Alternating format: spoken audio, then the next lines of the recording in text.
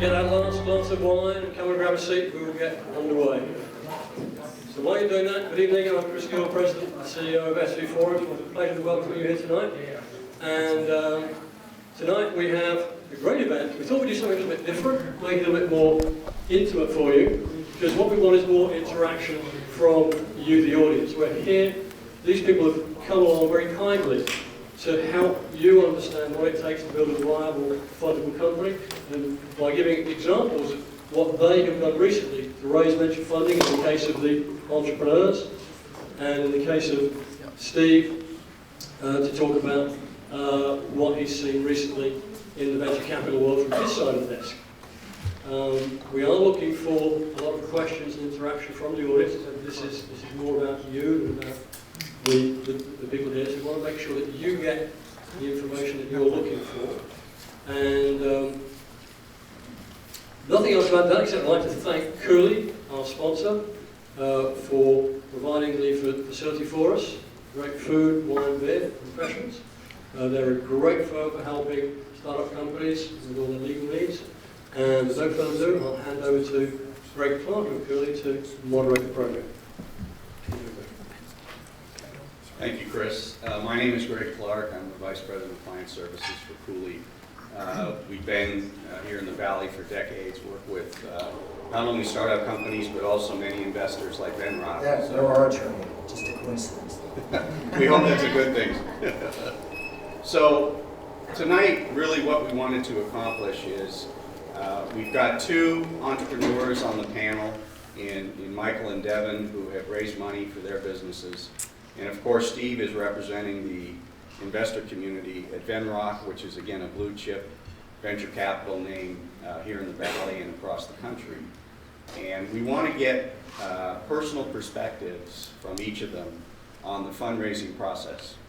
And what that means is what surprised them about the process, what mistakes did they make, if they had to do it over again, what would they do differently.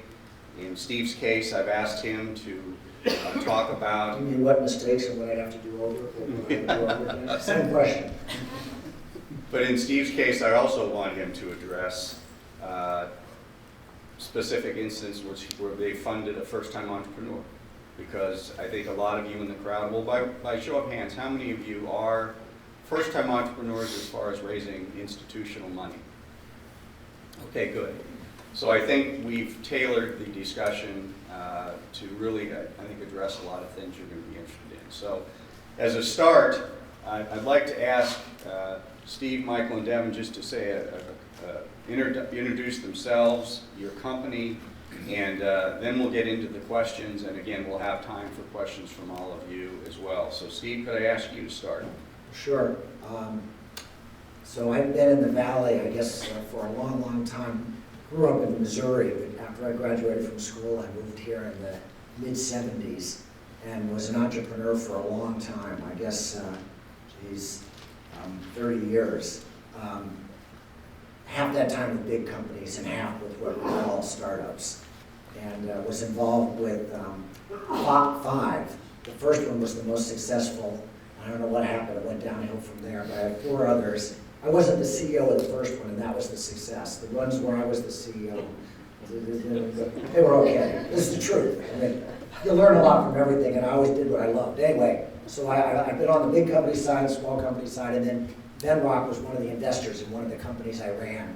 And they were absolutely my favorite firm, and I hung around there for a while, ended up being an entrepreneur in residence there for a year, and then when they had some need for someone who had my technical background, they asked me to join about 4 years ago, so I've been on the investor side for the last 4 years. What's your technical background? Oh, so PhD double E, I'm kind of the embedded systems person. I've become more the generalist, but I spent about half my career on the wireless side and half in security. And it's kind of a funky mix, but it turns out they both are sort of mathematically derived, so a lot of the technical expertise I had applied both to the wireless stuff and to the security stuff. So actually, one of the other panelists here will introduce himself. We crossed a checkpoint. I was at Nokia running an engineering group that was putting the Checkpoint product in an appliance, and he was at Checkpoint In product management, yeah, Okay. business development, yeah, working with Nokia and other partners. So Very good. it's a very small valley. Is this on? Yeah. I'm Mike Mayernick, co-founder of Spinnaker. I have not been in the Valley for 30 years. We moved out here actually about a year ago as part of the fundraising process. Spinnaker is a predictive analytics product, and we think a lot about the way people use data and think about data and transforming that relationship so that people no longer have to look at charts and interpret those charts, but rather data can be deployed directly into business operations automatically. And we've been working on the company for about a year and a half. It's my first time as a funded entrepreneur. Things are going well. Great. So I'm Devin Redmond. I'm the CEO and co-founder of Social IQ Networks. I've been in the tech space now about 17 years. The bulk of that was spent on the security side. The last company I was at before founding Social IQ Networks was WebSense, where I ran product management, corporate development, and marketing actually for a public company. We had a front row seat to a lot of the infrastructure and security issues that were happening in social. And one of the areas to me that seemed very underpenetrated was the fact that, and it's a wave that we saw in the mid-90s with the web, is that social becomes a new infrastructure for organizations, right? Their public social networks, their Facebook pages, their YouTube channels, their Twitter accounts, all of those things are a manifestation of what's called consumerized IT, but it's really consumerized communication. And there's not a lot of security technology, infrastructure technology applied to the problems that introduces for enterprises. So we jumped after that problem about a year and a half ago and started doing our prototypes. Delivered the first version of our product earlier this year, launched the company in April, and then went out there and started actually selling to customers and raised a little bit of money during the summer. And actually one of our investors came directly from the launch SV event that we participated in. So it's definitely a good experience for me to do that type of thing as well. Well, so I guess it's fair to say that both Mike and Devin, you were first-time entrepreneurs with your current companies, right? Yes. Yes, okay, perfect. So Mike, if I could ask you as a start, take us back to the beginning in Washington, D.C. You had this idea, you had a co-founder, maybe two, I don't know. How did you take that idea, translate it to a product, and then how did you start to prepare for fundraising? Yeah, so I think, in general, these things always actually are a lot messier than they come out in the stories. So our path to funding, our path to our company, it wasn't necessarily a clear, explicit, step-by-step process. So myself and a co-founder, who I've known for many, many years, we've been sort of playing around with some ideas for a period of time and working, in the space of data analytics in different contexts. Actually, we were doing work mostly in politics, helping political campaigns use data. And just found a lot of really interesting stuff, started playing around with products. And I think one of the best things we did early on was sort of through luck, we got connected with a number of the more active angels in the DC area. And they were in no rush to invest in us, but they gave us their time and they gave us feedback and they told us why they weren't going to invest in us.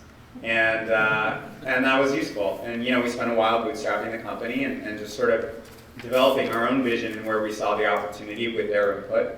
And started to generate a lot of excitement around what we were doing and some early good usage traction. Of course, people reporting on usage of the product, liking it. That stuff, of course, moves the conversation forward with investors. And we were in the process actually of putting together a small angel round with these DC angels. When we were actually solicited to join one of the startup accelerators out here, 500 Startups. And that was sort of a big decision for us, whether to move out to the Valley, whether to maybe change how we were thinking about our fundraising strategy as well. And ultimately, coming out to the Valley for a few months sounded like a great sort of trip and experience. So we did it more with the mentality of kind of a study abroad period. But came out here, loved it, and joining the accelerator, being exposed to a lot of that stuff, that helped catalyze everyone in DC to invest. It was sort of like at that point, this train is leaving the station, we're headed to California, there are lots of crazy investors out there, like get on now. And we sort of scared people to committing really quickly. We actually had about 7 days between the decision, or the awareness that we were gonna potentially move out to California and having to be out here. So it all happened very quickly. And I think, Unfortunately, I have to interject, and Yeah. everyone here knows that. If you tell investors here that you're moving to DC, so they better get it just doesn't quite. it's not an advantage you have here. But I do think, and it's something we learned a lot with some of our peer companies at 500, that there's a lot of advantage if you have some kind of home market or other market to going back to those markets and sort of pitching the ability to be here as an advantage. So that sort of started our real raise after that, which we delayed for a period of time. But I think, the real story for us was a lot of entrepreneurs, I think, go through these periods where they're bootstrapping, maybe playing around with products and playing around with ideas. And they may be doing that in their garages or, wherever in front of their computer. And if you do that alone, that's a missed opportunity to have that experience and share that experience with an angel or with someone that has experience, or a startup that maybe knows other investors that can help you from the standpoint of what you're doing and focus at what you're doing, but also just build that relationship that will ultimately lead to the connections and the things the trust that's really at the core of an investment decision. Steve, let me ask you one thing Mike said very briefly, and then he kind of went over it to the other subject, but he mentioned that he had a co-founder that he had known for a long time. I know at Cooley we see often issues come up with co-founders, and it can just paralyze a company. As you look at an investment, when you see co-founders that have known each other a long time, how important is that? Is that a... Well, to be honest, I guess the first thing that jumps into my head is I think it hurts you more than it helps you. Okay. In other words, if you walk in and you're 2, 3, 4 people and you've known each other for a long time, yeah, that's great. If you walk in, no matter how long you've known each other, and there's a little bit of dissent between the people in the room, and I would say maybe that happens 1 out of 10 times that we see a pitch, not that often, I don't want to exaggerate it, where you could see someone getting a little upset that one of the people said something, no, I don't agree, and then they're looking at each other and they're not looking at us. That's kind of the end of the road right there. Wow. And I can talk about why that is, but I don't think it particularly helps you. I think it's nice, but I think it definitely can hurt you. Right. More important is the chemistry Yeah. of the team itself. Yeah. Yeah. Devin, kind of how does your story start, and what are the similarities and maybe differences from Mike? Yeah, so I'd say in terms of the similarities, also I'd worked with my co-founder off and on for 12 years probably. We worked together at Checkpoint, so he's another Checkpoint alum, and then I brought him on board at WebSense to take part of my group. I'd say to that point, yeah, it was very important when we decided to do this together as co-founders to say, okay, here are the rules of engagement, where does the buck stop, and kind of make that tacit agreement and be in sync always, so that was never a question that we had to address later on down the road. So, I'd say that was important. I'd been in startups before. I'd been part of the first of 5, but I'd never really done my own. And so one of the things that was important to me after a good career, seeing a lot of things, having a lot of operational experience, team leadership experience, hands-on delivering product roadmaps, was I wanted to take one of these concepts that seemed to me to be a market need and actually go out there and do that, and recognize that, hey, it could be a big failure, but that's okay. That's something that willing to take that risk, and I think that's something that every entrepreneur should know, is that it may not work out for you the first time, and maybe your original idea doesn't even work out the first time, but if you're willing to take that jump, you can make good things happen from there. And so that's kind of where we went at this. We were poking away at a problem that we saw in the market, and something we actually saw in our own business that nobody could solve at a technology company with a lot of expertise in security, a lot of expertise in the web, and nobody could solve the problems that we were having around the social web. And so we said, let's go do that, and that's kind of where we started from. We bootstrapped it ourselves, put together a team of very focused people. We kind of picked very specific people to do do the initial prototyping, do the initial building. And I think that helped us quite a bit. We went for people we knew that had the right expertise, that were willing to take the risk, but also knew that we would reward them greatly, and we kind of put our bootstrapping towards that, making it safe for them to feel comfortable that they could participate and do what they wanted to do. And then our job was to go out there and get customers and get money to kind of fuel that ship. So. And when did you raise your first outside money and how? We raised our first outside money just over the summer, this past summer, and we did that through a round of outreach. We had a partner in New York that had done some work with us. He was working with someone on starting a fund, and so they liked us so much in one of their customer environments that they wanted to put money in. We went to a couple events like the SV launch where we could get some presence and some of the word out, try and tell our story, get it in front of people, which sparked some inbound interest. And then we went and did some pitches. Had a good time with some and not so much fun with others, but that's the way it goes when you go up and down San We'll examine that in more detail. Yes. I'm sure. So, Steve, just some thoughts. I mean, you've obviously been on both sides of the table, but as an investor, especially looking at first-time entrepreneurs, what kind of how does the cream rise to the top in that kind of environment? So that's, when we make investment decisions, I think, I can only speak for Ben Rock, but I think we're generally similar to many of the bigger firms. And I think that's really important to note that the big firms sort of have a behavior that's similar because they have financial expectations that are similar. If you have a $500 million, $700 million, $1 billion fund, you need very big outcomes to pay the LPs back, the people who put the money into our funds, what they expect. So the question was about, what do you look for in an entrepreneur? We're looking for, let me speak for Ben Rock, because I think it's a little bit unique, and it's something I really am proud of. We're marrying you for a long time. We are not one of the folks, and I'm not going to make, this is no statement about whether one model is better than another, because in different sectors, different models are different. But we're not into the, here's 50,000, here's 100,000, let's see how it goes, and then we'll decide if we want to do more. When we put money in, we're married. This is 5-10 years, we're good to go. Through thick and thin, till, we really, really, really want the entrepreneur, the founders, to make it till the company's public. That's the goal. The worst thing in one of our companies, if something doesn't work out and the founder goes, you lose that passion. So now going back to the question, what are we looking for? We're looking for someone who's just absolutely invested in building a very big company. And I think all of those words matter. Because I'm sure all of you are absolutely invested in building a business. The thing to know about the venture business, and maybe I should represent all investors, so I shouldn't just lean on the big guys, but you need to recognize that different investors are looking for different things. And so for us, we're looking for $1 billion outcome, which means you have to build a $50 or $100 million business.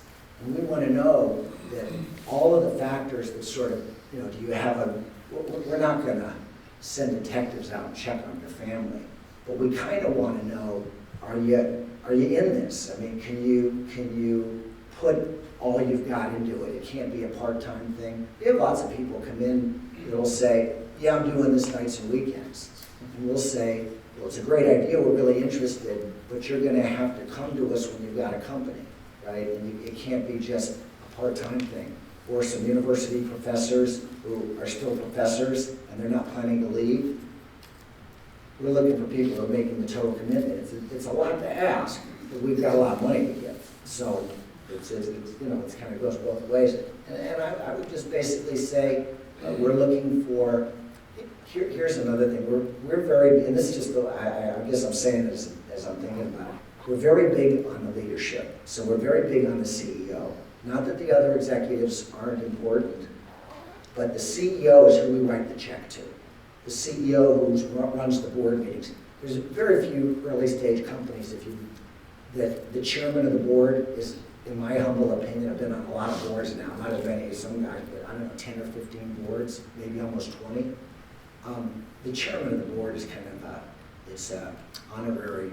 You might give it to the co-founder, you might be chairman and president, and then but the CEO of the company is the person we write the check to, who runs the store every day. And so that person, we have to believe, when we have our annual LP meetings, our limited partner meetings, and we want to pick a CEO from our portfolio to speak, we want that person to be able to stand up in front of that group and, make a, just make a statement, like, wow. Because remember, we're selling too, we're selling the other side. We're selling to those people that we're going to invest in the companies that are going to make them. So, it's kind of half and half. It's half, you have the technical background, you have the business background, whatever. But we're also looking for the real spark, that when you get up there and you talk about your business, you've just got that sort of 360-degree view of the market, the business, the people, how it works, the competitors, to give everybody who's listening to you a sense that it's going to work. And then what Devin said doesn't always work. I mean, there's many, many reasons why companies fail. Most of them, don't have to do with how you're doing. One of my new favorite lines, it's not my line, but the best surfers can't surf when there's no waves, right? So you have to kind of have a market, and things have to happen. But anyway, long story. But that, I would say, you have to sort of really be prepared to run the ship. I think the other thing that's interesting that you said is you have to know the investors that you're talking to.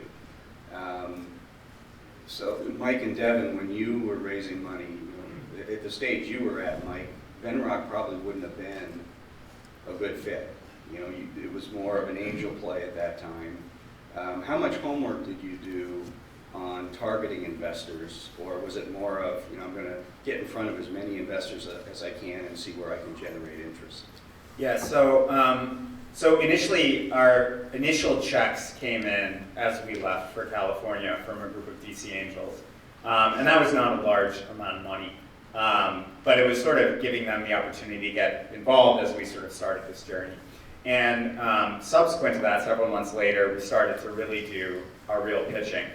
And for that, we roughly took two strategies, which is we spent a lot of time doing research and figuring out who is a good fit for our company. And I really think, particularly when I talk to other entrepreneurs or they're looking for introductions or people to talk to, there's a certain ignorance that I'm sure you experience where you feel like someone's come to you and you're just not the right firm for them, right? And I think people don't do enough of that type of homework, and that really paid dividends for us. When we were able to say, look, we're fans of these portfolio companies you work with, we follow this, we follow you as a partner on these deals, and to mean it, to be interested in these areas and have a genuine fascination for those companies and the work that they're doing, I think it's really important to making sure some of those pitch meetings go well. So we did do a lot of that.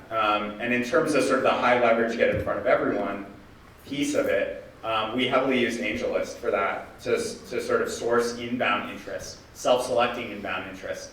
And a lot of our subsequent angel money came through that. And a lot of it, I think, was a reflection of the other people in the deal and the way it looked.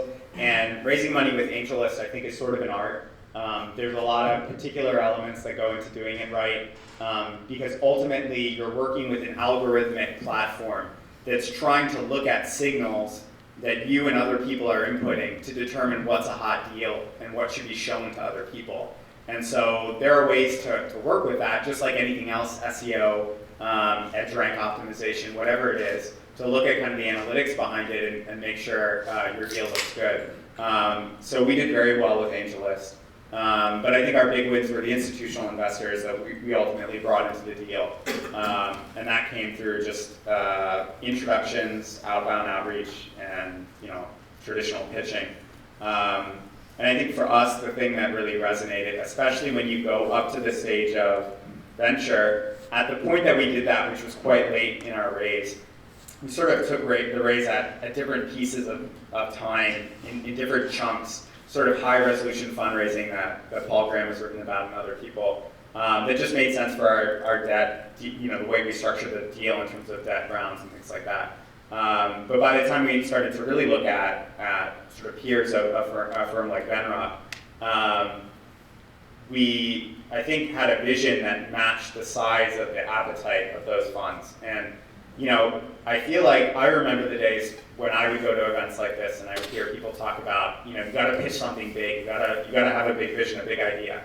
And I feel like our journey was a journey in realizing that we didn't know what that meant, like time and time again, over and over again. That no, it had to be like a lot bigger than that. No, even bigger. And you know, I think we started to develop that vision and understand what the real opportunity was in the data business. Get excited about that, and that was really key to what resonated with the institutional money, just the size of the opportunity.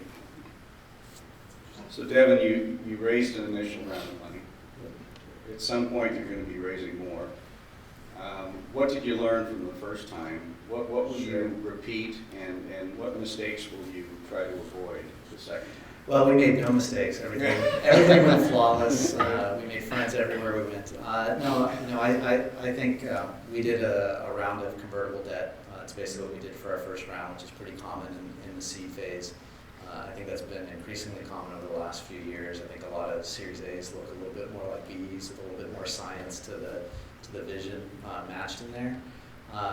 You know, I'd say in terms of the process of overall fundraising, when we first had our initial idea, before we had proof of concept, before we had built anything or sat in a room and kind of had an office space where we did stuff, we went out and talked to people we knew.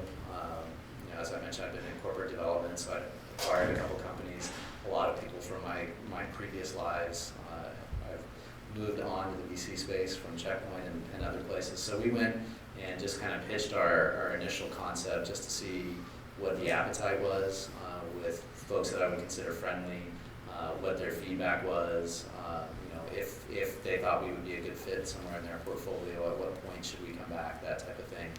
And I think that was good, but I think we probably spent a little too much time doing that early on because we got lured into the potential to get a seed round to just let us do our incubation, which we probably spent an extra month and some manpower, brainpower building presentations and plausible fiction on financial models for what the P&L could look like for the brand and for the company. And we probably could have foregone that because the testament to me was we had real customers who wanted us to build what we were talking about building, and as soon as we did that, they were in proof of concept and buying. And so that was probably the key to our fundraising, I think.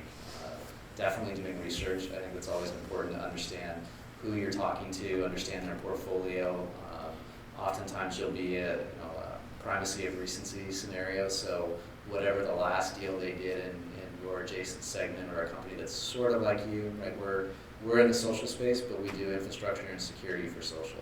So we're very different from folks like a Buddy Media or a Wildfire. But if they have familiarity with those vendors, you're going to be comparing yourself to them. So knowing that in advance and having that story of how those things fit together or how you contrast it is an important thing.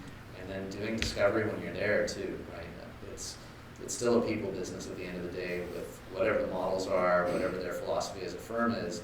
When you're talking to that person, it's going to be the primacy of recency of whatever they last saw, what their portfolio is doing at the time, what their LPs want to see from them from a return, all of that. So you need to ask them those questions, right? What's hot for you? What's top of mind?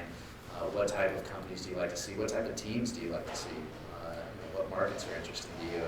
Agree quickly if it's a good conversation, you guys want to go deeper, or fail fast, as I say, and kind of move on to the next one. Try and get a recommendation, build a relationship, and get a recommendation to another firm. So. Can I ask a question? Yeah, go ahead. So, Michael, East Coast guy, do you see the difference in animosity between the East Coast Angels, West Coast Angels? And how much equity did you have to give away to the East Coast guys before you went to the West Coast? And what did the West Coast guys think of the East Coast guys' money? And it's like that Vanderbilt versus money chain, The question, if you didn't hear, is the differences between East and West Coast Angels in reference to Mike's fundraising. Yeah, in terms of angels, we were certainly looking at much lower valuations when we were putting together our original angel round in DC, and the participation of some West Coast investment helped move those numbers in a positive way. I think there's obviously a lot happening on the East Coast. We did a lot of trips to New York as well, and I think probably what you've heard is roughly true, right? Valuations are lower on the East Coast. There are investors out there. They do good deals. They're good people worth talking to. But I think we were really impressed with the quality and the caliber of the thoughts and the visions of the people that we had conversations with out here. And I think particularly in secondary markets like DC, but even surprisingly to an extent in markets like New York and Boston, people are more interested in the mechanics of the business and seeing like a real business come out of this within the next few years. And the sort of transformational approach to looking at business as changing and disrupting, those were more resonant on the West Coast. Steve, I wanted to ask you, we talked about investments with a first-time entrepreneur. I'm wondering if you could take us through a scenario where that actually did occur at Venrock, and I'd really like you to talk about the particulars. How did this entrepreneur get a meeting? How did they contact you? And how did it happen? What made that opportunity look so much different than others you see? I'm going to give you the answer, but he warned me ahead of time. This was all rigged. I knew that question. So we actually invested in a company, this is all public knowledge, in a company called Authority, which is a security play. It's four young guys out of McAfee. The idea is to be the good housekeeping seal of approval for apps to download onto your phone. So it's kind of not the arms dealer, but it's kind of the independent entity that would validate that there's no malware or viruses in your app. That's the play. And I think, going back to some of the other things that were said about, what are investors? I'll just broaden it, not just VCs, but investors. I think, and I think all investors, good or bad, after you see enough pitches, we're only human. We put our pants on the same way all of you do. And I came from the others. The net is we tend to try to categorize. When you see so much, the only real way to do it is to say, oh, that's a security play, or that's a wireless play, or that's a social thing, or that's like Groupon's, one of those referral networks or advertising plays. Or not, in our society sometimes we say it's not so good to stereotype because you might miss things, but I think we just naturally fall into those sorts of things.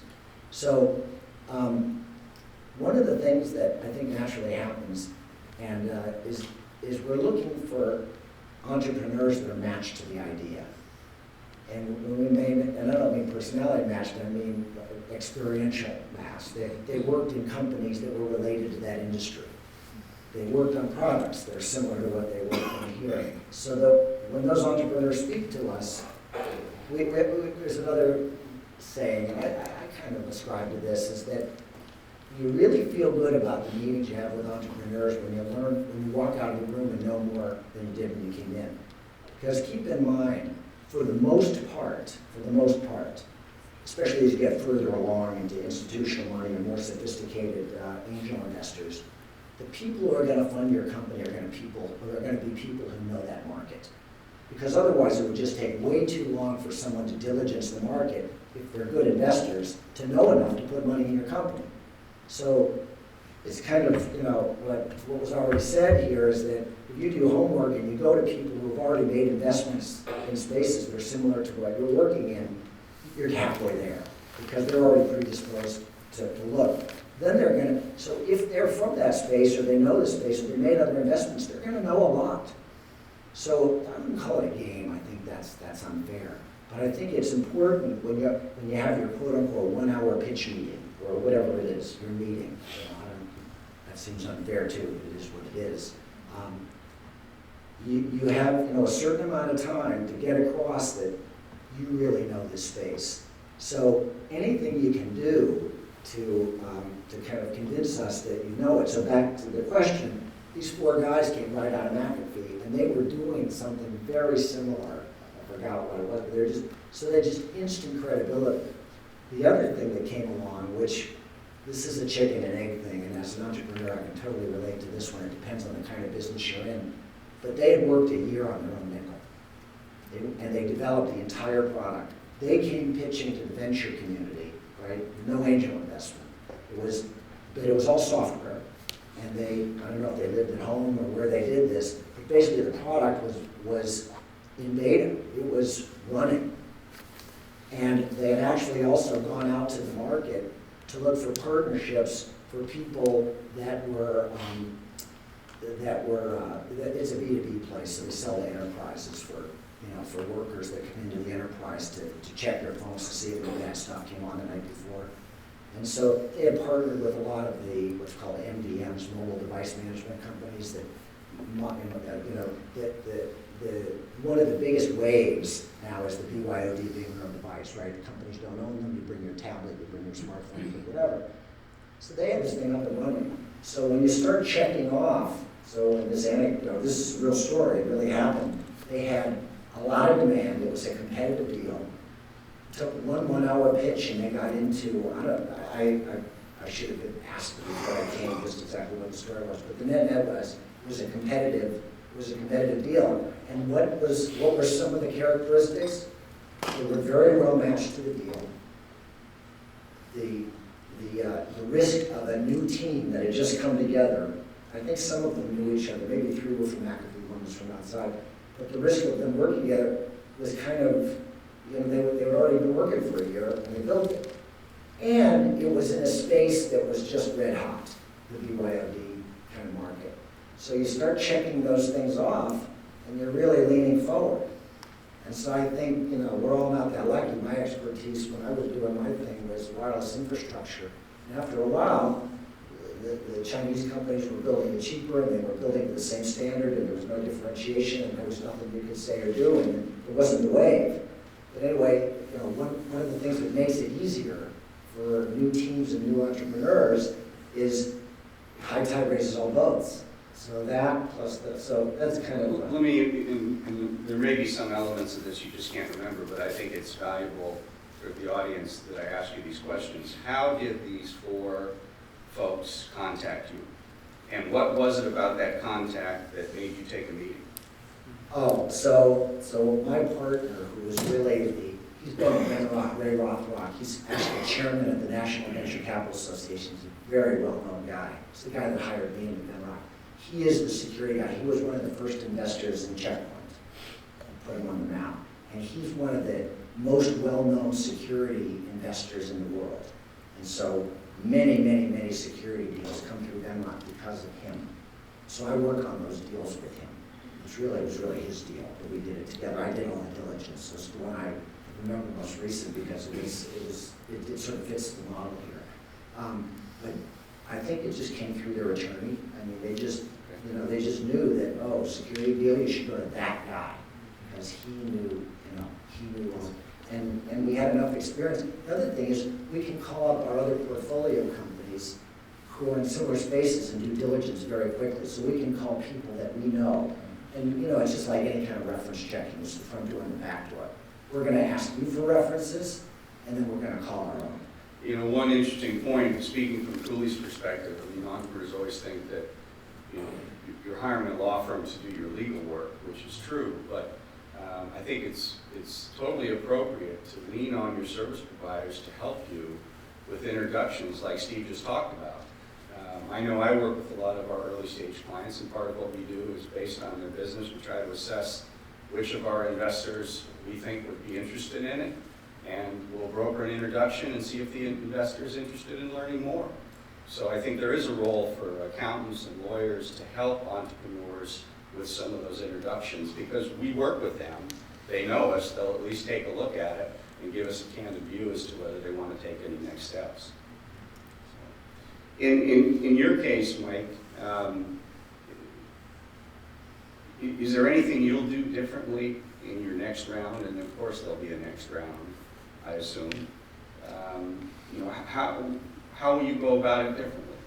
Yeah, so I think the biggest thing for us in terms of the fundraising process that we probably do differently is do a better job of sort of bounding the time around our raise and compressing it. I think this serves two really important purposes. The first is it saves you time, right? Because fundraising can just drag on indefinitely, and you know we've certainly felt the pain of that, and I think we've seen a lot of our friends feel the pain of that as well. You still have a business to run. Exactly. You know, especially at the seed stage where, you know, if you're in a team of 4 people, 5 people, having, you know, one person or then your co-founder starts getting dragged into meetings at the second and third level, like that takes a lot of time, and people always want information and material, which is the second thing I do differently. But to finish this thought, the other purpose it serves is it's a better way to just approach investors. To do it in a moment of activity, excitement, a lot going on, when you can, you know, when you're busy, it just shows when you're talking to a lot of people, having a lot of good conversations, moving through a lot of ideas, you're focused on the pitch, that's what you're doing for that week and the next week or that month, whatever it is. I think it shines through. I think investors pick up on that activity, and compressing it just makes it all the more relevant and apparent. So I think those are the two things that really helps you do. The other thing, both to facilitate that process and also responsive to the time, is to go in with a set of documents beyond just your deck and maybe your business plan, but some supporting documents that you think might really help make the case. Define those up front, produce them, polish them, and sort of, you know, go to battle with them. Those are the docs you have, and resist the temptation to produce additional material that may be requested. And I think we got dragged way too much into some of that. And in part it's because we didn't necessarily have stuff prepared in advance, or a lot of extra stuff prepared in advance. And so people just ask for, what about this, and we sort of do it. And I think if you say, look, this is what we're gonna build our case around, this is what we have, until we really go into a diligence process, that will save time, and I think investors respect that ultimately. If you say, look, you know, we've done our job, this is what we're here to put forward, this is what we believe makes the case, and now we got to move on to another meeting. I think that's the best way to go through it, and we did some of that, but it just wasn't tight enough, so that's what we changed. Steve, I want to come back to you with a question, and this isn't always a question. By the way, before I ask Yeah. the question, that's an incredibly important insight that you just got. And that is, you know, VC speak is very difficult to interpret. You know, for the most part, what you always hear is we never say no. Because God forbid, in 2 weeks after we were nasty to you and said no, you go down the street and it becomes the next Facebook. There's this horrible fear in the venture community that would happen. So I have to say, it comes from Ray, the guy I just mentioned, is we try to close the loop. We see, you know, what we generally say, you'll see it in my emails, so, you know, one of those things, but we'll say at this time. Because we try to keep the relationship open. I would say I try really hard to sort of let you know it's not gonna happen now. But it won't, you know, will never happen, you know, it won't, it could happen in the future. But the fact that having been on the other side of it, this thing about investors asking for, well, we like the financials this way. You know, now we like them this way. We want them quarters and then years. Now we want 12 months and then we want 4 years. And can we get a business plan? And can we get this and can we get that? You know, there's just some basic docs, an executive summary, a nice PowerPoint deck, and some really good financials done by a CFO or somebody who knows what they're doing, right? A really professionally done set of financials. And that's it. And if anybody's asking for anything else, you really need to find out how serious they are. And I think that's an excellent point. And that was actually my next question, this sense of urgency. Because really, if you put yourself in the shoes of an investor, it's always best to wait. It's always best to wait on an investment. So the entrepreneur doesn't like that. So the entrepreneur has to create a sense of urgency. Now, there are probably appropriate ways to do that, and there are inappropriate ways to do that. But what create sense of urgency for you as an investor? Is it the fear you're going to lose a deal, or you're not going to get in Write it? this down, this is the good stuff right here. And how does an entrepreneur create that urgency? Okay, well, this is really what it comes down to, really good stuff. So, somehow, if you're a first-time entrepreneur, somehow you have to connect yourself with folks who have done it before. For them, either your attorneys, your auditors, bankers, you're not auditors, this are all, but people, service providers, or colleagues or friends that have done it before. It's extremely difficult if you've never done it before to know if you got a bite. You know, if the line's in the water, your bait on the hook, and you got a bite. You might see the thing wiggling a little bit, and you might mistake that for I got a bite, and it just may be someone, oh, this is kind of interesting, I wonder, I'll just have them come in and just, see. So it's just incredibly important to have someone on your team, an advisor, whatever, that can kind of help you interpret the signals. So what creates urgency? Well, you can't, let me come at it in a funny sort of way. You can't say I'm expecting a term sheet from someone else when you're not. Kiss of death. I would tell you this, and this is a sincere thing for me, just forget Venrock, whatever. I think universally, you have one shot with most investors. I'll never say always, but you have one shot. Don't do anything that would give anybody a chance that you're trying to misrepresent anything, that you're trying to obfuscate something, or whatever. Even if you don't have questions, if you don't have answers, it's like what they say when you're teaching or giving a speech. Someone asks you a question you don't know, you say you don't know. I'll go find out. But don't, above all, absolutely give the sense of 110%. You're honest, you're sincere, you're credible, all of those wonderful things. You have to be that. And most people are. You just have to not get caught up in the creating the urgency of saying something that maybe wasn't true. Just a kiss of death. Because we're projecting, we're extrapolating out 10 years, and we're wondering what you're going to be like to live with for 10 years. And you should ask the same for us. I only had one person ever ask for my references. You should always do that. When you start getting close, ask to talk to the CEOs that the other VCs have in their other portfolios and what they think of it. It's not so easy for us to do that. We have to, who am I going to call that's going to give me a good reference? So you need to do that. Well, that's why we don't ask you that. What? I mean, there are other SEO references on VCs, right? Oh, yeah, no, you go both, front door, back door. Yeah, absolutely, do both.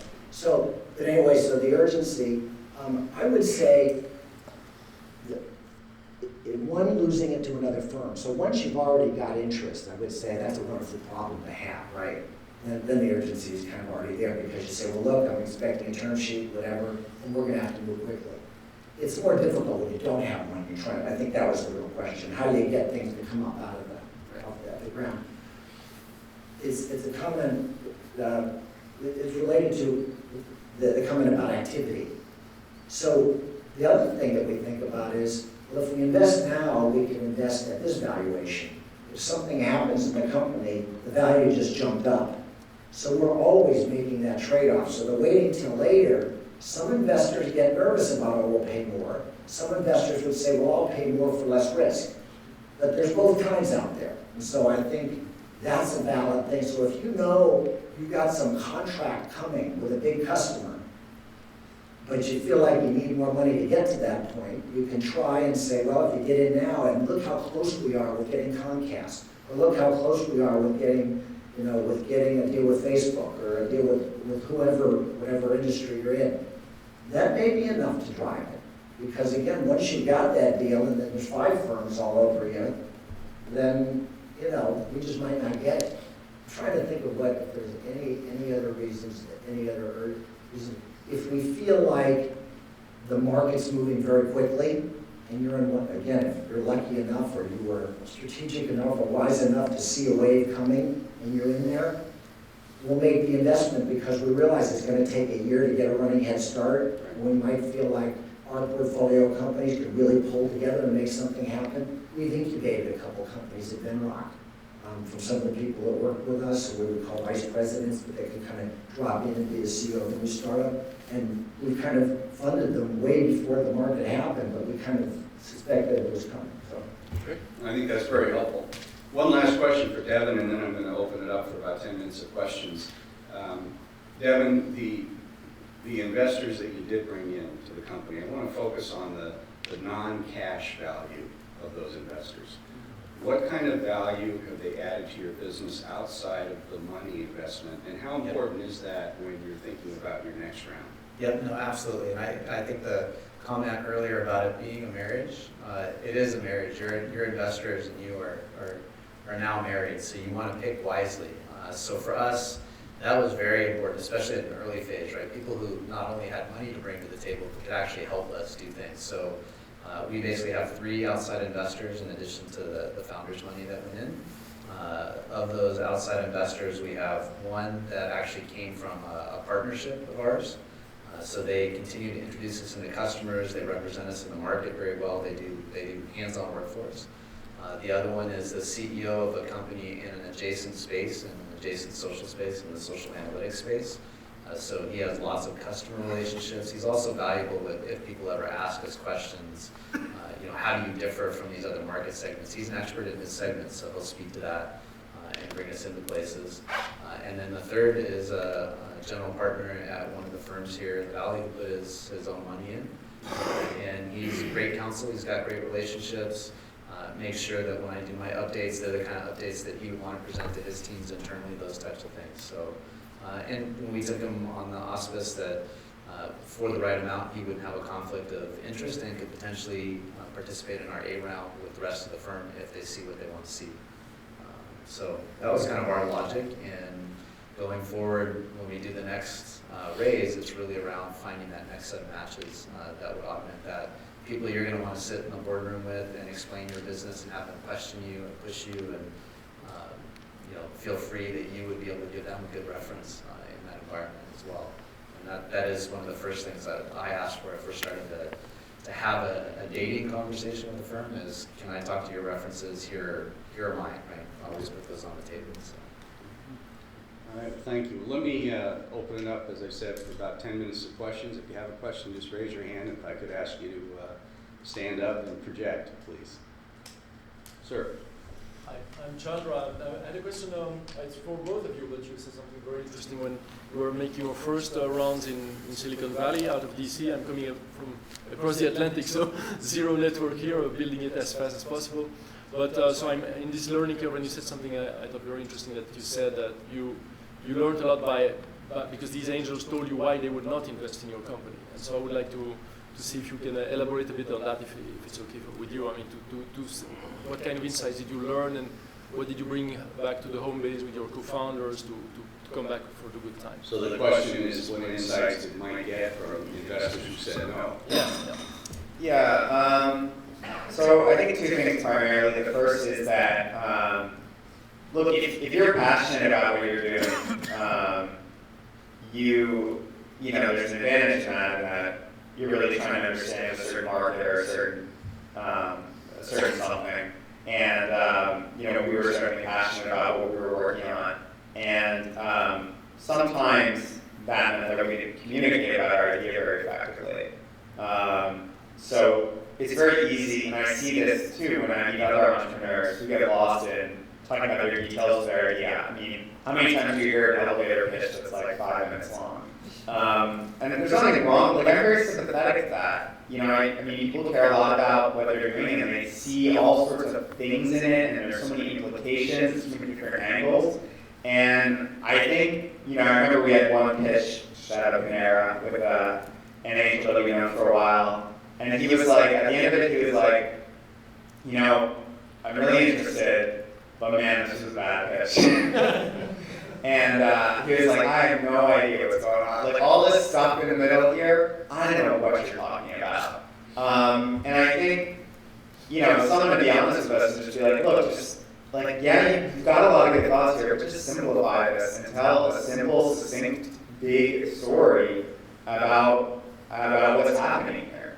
The other thing that I think in many ways was helpful was just the sort of vote of confidence and the encouragement to continue in a very bootstrapped position where both of us were, very much sort of scraping it together to get by to build this business, and something that we were passionate about, but to sort of see that there was maybe a road forward and that we weren't crazy for believing what we did. That was really valuable to us, I think.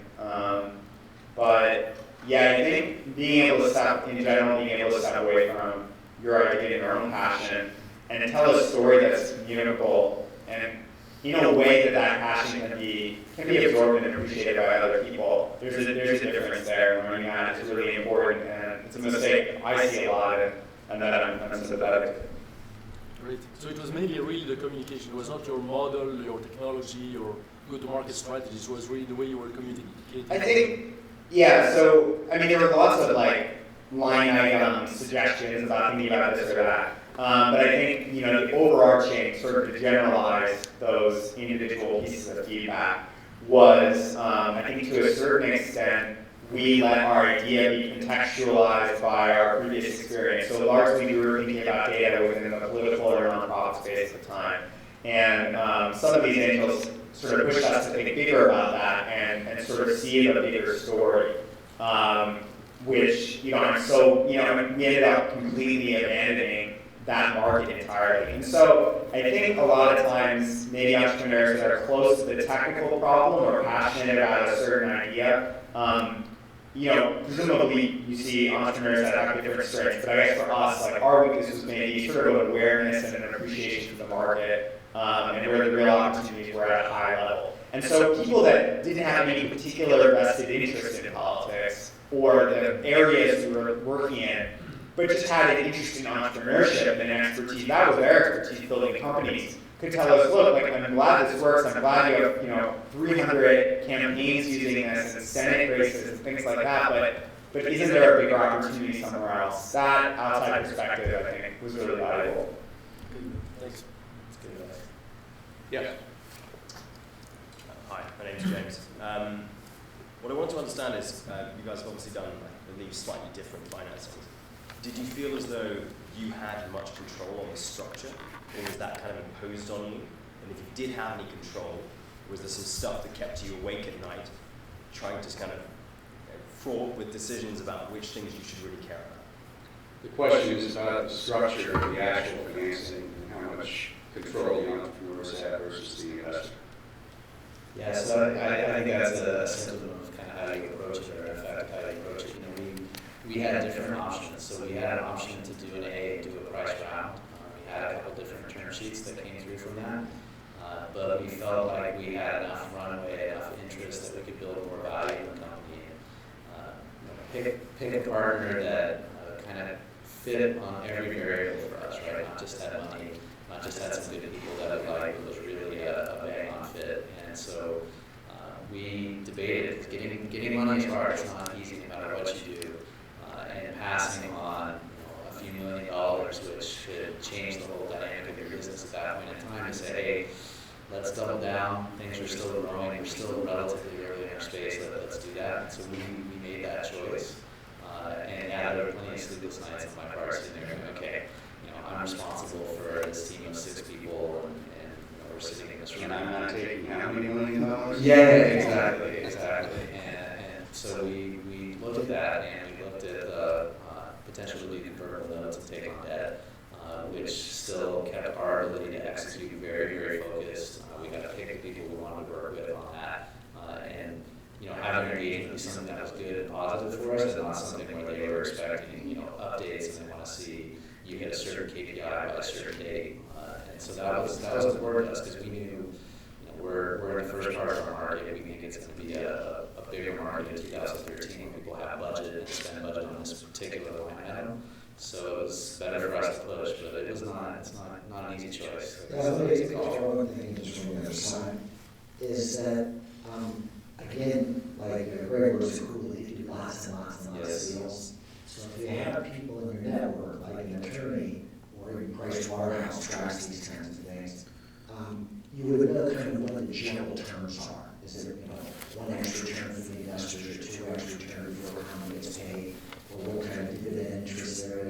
what are the working structures. These things kind of go in, I wouldn't call them waves, but they go in cycles, as everybody said, right? And when things are really, really tight, the terms get kind of investor friendly. When the money is really loose and everybody wants in every deal, it gets to be entrepreneur friendly. And so what I would say is, I think the best example I was sitting there thinking is when you interview for a job, and I know I have this is my job interviewing and negotiation styles as follows. There's your salary, you can't negotiate vacation usually. Let's say salary, bonus, title, stock options. I'll come up with a list of 4, 5, 6 things. You pick the 1 or 2 things that really matter to you, and you go one time around. No, I really want $10,000 more. No, I really want another percent of options. And you come across as you're standing your ground, but you're reasonable. And it's a fine line, and you can be a little here or a little there. But if you fight the investor on every single point, then what we're thinking about is what's this going to be like for the next 10 years. And I will tell you, the thing to keep in mind is, Ben and Mike, they spend a lot of time thinking about whether we're going to how to invest in their companies, and I certainly did. The kind of the top tier investors, if you're going to build a big company, you have to have a great relationship. So we can't pull the wool over your eyes and try to stick something in there, such that 6 months down the line you're talking to someone, they did that to you, and you're going to go to sleep every night feeling bitter that we sunk something in. So I think, and I truly believe this, not on the other side, is that you really, you find the investors you feel good about, check references, do all the things. You gotta believe that just like we're going to trust you, we're going to do our best to know what we can, and we're going to trust you that you're going to build this great business. You need to trust the fact that we've been doing this a long time, and we wouldn't be doing real well if we didn't have satisfied entrepreneurs that came out of the whole thing. It doesn't always happen, and there's a lot of bad things that get said, but in general, I'd say most people going into the game, you want everybody to know what's going on. There's really no secrets there. So there's a couple of numbers. The valuation number tends to be kind of one of the things, and the amount of money that you take. And those 2 numbers kind of get played. And then sometimes how the shares get invested by the founders. But for the most part, pick 1 or 2 things, and generally assume that the rest are kind of in the zone. And I think to Steve's point, you have to know the market, and that's why you have a lawyer. Yeah. They know the market. Sir? We have 2 different ways to handle funds and a larger VC fund. Could you compare and contrast? If you think ahead, right, you need 1 more round. So can you compare and contrast if you roughly know what those milestones are, going to an angel and then to a separate set of investors or VC versus going to large VC who happen to do seed investments? I'd like to add to that. First, what did you guys raise on the angel side? Can you tell us that? In terms of amount? Or? Yeah, just amount, because he's pointing out the reference of you got the angel, you got the major VC. Completely different market. Great question, because angels have a short term, 3-year window, they keep telling us, and you said 10-year marriage. And there's the money. That's your reference of comparing contrasts of these two. It was a great question. In terms of composition, about our earnings about $1 million, about half that was, a little less than half that was angel money. And in terms of, who to approach and when, I think because angels are looking for maybe slightly different things, or their sort of metrics, the way they think about businesses and investment decisions are slightly different. It made sense for us to go to them when we had a passion, but we're still sort of articulating the full vision of the business. And a lot of people believe in that passion and sort of understood where it went. But I'm not sure that we had the full story to be able to tell to a venture fund at that stage. And we didn't pitch venture at that time for that reason. And I think, in many ways, we were very reluctant to go pitch venture formally. And it held off on that for quite a long time. It felt like, we just wanted to have everything together. We wanted to have our story together. We wanted to have the metrics together. We wanted to have that sort of full milestone view of the business. I think, when you're operating in a new market or working on new types of technologies, it can take a while to develop that full understanding. And so I think angels are people that believe in you or believe in the market or the opportunity. They can be good shepherds of the company and the vision and the entrepreneurs through that stage to the point where they can then go out and pitch a big venture fund. If I were to do it again if I were to do it again, understanding now what I did, I think both are viable options. But I would definitely see a route to just pitching a big vision, having a comprehensive view of it, and going to traditional venture. But I think, also there's a lot of value in getting value-add angels that are in your space. So almost all of our angels are in the analytics business or in the data business or in the ad tech business in some sense. And so there is a lot of value-add, and that came up earlier. So keep in mind that it can be nice to have a big extended network, which a fund will give you too, but if you can, slip in 5, 10 angels into that as well, all the better.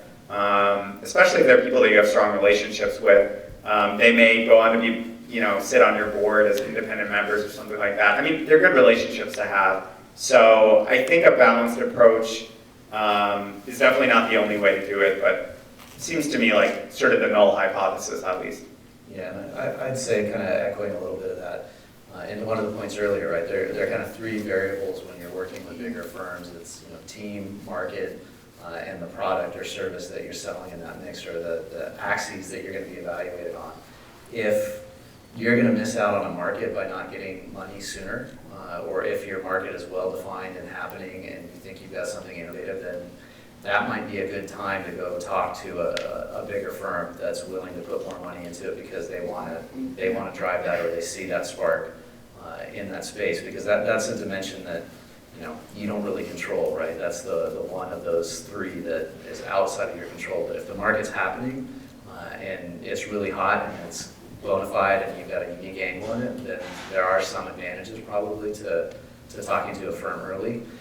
If not, if you're early or if you're coming in to disrupt an existing market, giving yourself the gift of time to prove yourself in that is something that sometimes angels, they tend to jump in a little earlier with some of those risk variables and not run you through a full process where, if you do too many of those too early with firms, you can get shot warned, right? The concept of it's a small environment and people will know, and they'll have heard that, yeah, it was interesting, but we didn't really think they had anything, and you're going to be fighting against that perception the whole time. So that's very real. So that was one of the main reasons why we wanted to make sure we sort of waited until we felt ready to go out for venture. Everyone talks to everyone. Yeah, I would add one more thing, and that has to do with ownership, is that the big funds don't have formulas really, but we have some general things that when we go in early, we generally like to kind of have a position around 20% of the company. This thing about we're going to take over kind of isn't really true at all. But we'd like to start 20, 25% and maybe end up sort of above 15% when it goes IPO, something like that. And it could be all over the map depending on the company, but that seems to me from the companies I've seen, it's kind of a zone. And so if you're thinking you're going to, a lot of software companies don't need that many rounds. It depends on the market you're in. But some of the more traditional markets, medical devices or some of the networking things that used to be really big, or some of the energy thing, the building batteries, whatever, multiple rounds, you have to just keep in mind, you have to leave enough room so that if you need more money, you have enough percentage ownership to give away such that the current investors aren't squeezed below a number they feel comfortable with, and you can let somebody new in. So in terms of the angel versus VC thing, you just never goes, like these guys said, never goes the way you think it is. But if you're going to plan a little bit, think about the overall capital money requirements that the company's going to need depending on the sector you're in, and then kind of decide how much can you give away each time and still have enough to be able to raise money, based on what other similar companies have done. So that's, what did you give away to the angels? What percentage? So we're convertible notes, so Oh. yeah. So we that was another reason why we kind of went that path, is to stay non-priced at this point. So one more question. Yes, sir. Hi, my name is Milan Pasim. I'd like to ask you for some advice or opinion. I quit my job 10 days ago in Europe, I got on a plane and came here to Silicon Valley 5 days ago. I decided to focus on my startup. And I'm going back home. I want to make sure everybody hears this, so let me kind of do the play-by-play. This is a big deal. You quit your job 10 days ago Yes. in Europe. Yes. You flew here to the Valley 5 days ago. Yes. And I'm staying for another 1 week and a half. And I'd love to get some advice or maybe a seed investment in something. Like, what do you reckon? What should I do? Like, for in the following 10 days. Stay longer. Next 10 days, what does he do? If I can't stay longer. I mean, I was actually just in Berlin talking to people about coming out to the Valley, and the first bit of advice I gave, especially as someone who came out here, knew, and thankfully I had some network here when I landed as a result of our investors. But, you know, it takes so long just to get meetings around here, even meetings that people are excited about, that I think to work through a series of introductions and someone helping you out and making another intro, it just takes a while to kind of play out. And so, you know, I think to do it right, I mean, maybe now's an opportunity to start planting the seeds of those things and finding meetings where you can, but I feel like it takes a few months to play out. I would just say something.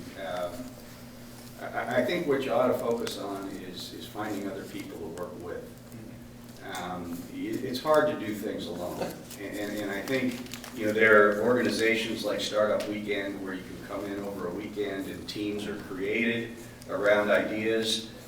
You know, some have legs, some don't, but you're working as a team, and it's a lot more fun that way. So I think someone in your position, you just want to get to know people, maybe get common ideas and see if you can hook on with a team that's doing something that excites you.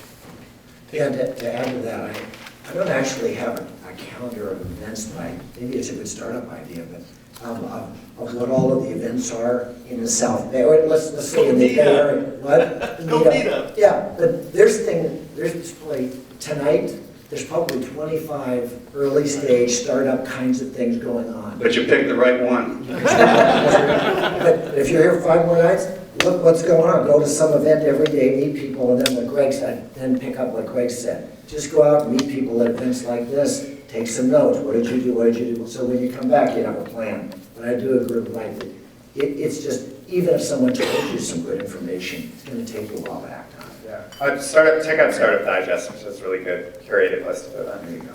But we applaud you and nothing but the best. I wish you luck. So, Yes. please join me in thanking Steve, Mike, and Devin. I think their insights were not only valuable, but also very personal, and we appreciate that, so thank you. And most importantly, I wanted to thank all of you for coming. I hope it was valuable, that you took some nuggets out of it, and we look forward to seeing you at the next SVForum event. So, thank you.